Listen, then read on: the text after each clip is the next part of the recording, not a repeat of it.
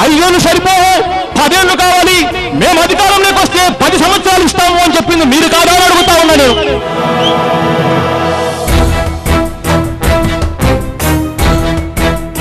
చంద్రబాబు నాయుడు గారు పైనున్న దేవుని నమ్ముకోవడం లేదు, అధికారంలో ఉన్న ప్రధానమంత్రి కాళ్ళు పట్టుకోవడమే మేలు అని చెప్పి చంద్రబాబు నాయుడు గారు ఇవాళ ప్రత్యేక హోదాను తాకట్టు పెట్టాడు.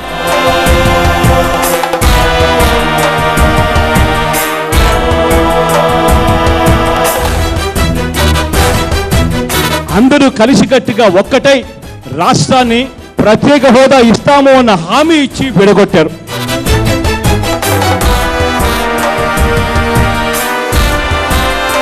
ఇక్కడ ఉన్నటువంటి విద్యార్థులం అందరము ఒక మోసగాడి పాలనలో మేమందరం మోసమయ్యాం. మా భవిష్యత్తుకు భరోసా మీరు, మా భవిష్యత్తు తరాలకు భరోసా మీరు.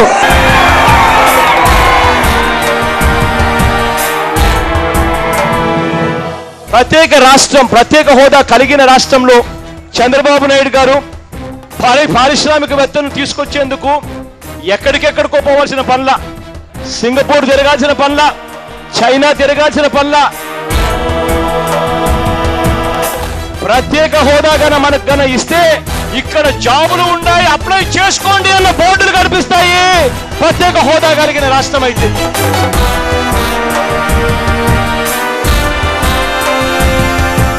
చెప్పాడు సార్, నిరుద్యోగ భృతి అన్నాడు సార్, 1000 రూపాయలు కాదు సార్, రూపాయలు లేదు సార్ రోజుకి. ఏంటి సార్ నా బతికేంటి సార్? నా ఫ్యామిలీ ఉన్నారు సార్, మా నాన్నగారు చనిపోయారు సార్. ప్రత్యేక హోదా గురించి మాట్లాడితే మాత్రం ఎవ్వరూ కూడా ప్రజలతో పని అయిపోయింది, ఓట్లతో పని అయిపోయింది, ఇక ప్రత్యేక హోదా గాలి కొదిలేయండి అన్న మాటను మాట్లాడుతున్నారు.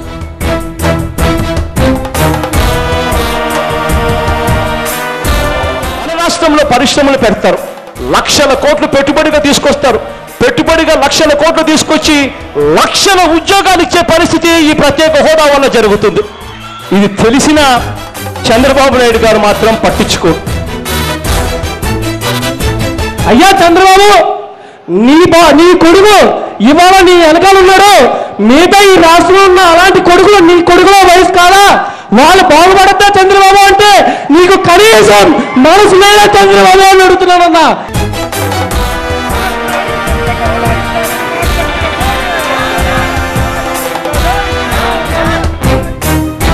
We demand the government of India special status to Andhra Pradesh. We demand the government of India special status to Andhra Pradesh.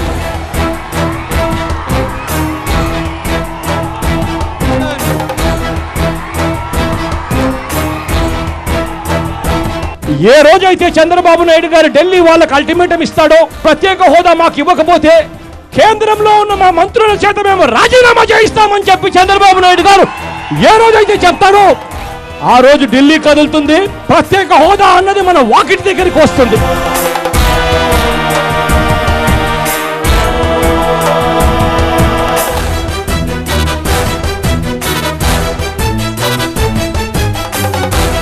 It is definitely a Sanjeevani and it is a lifeline for the people of Andhra Pradesh, and the special status should be granted to residuary state of Andhra Pradesh, whatever be the cost and whatever be the consequences.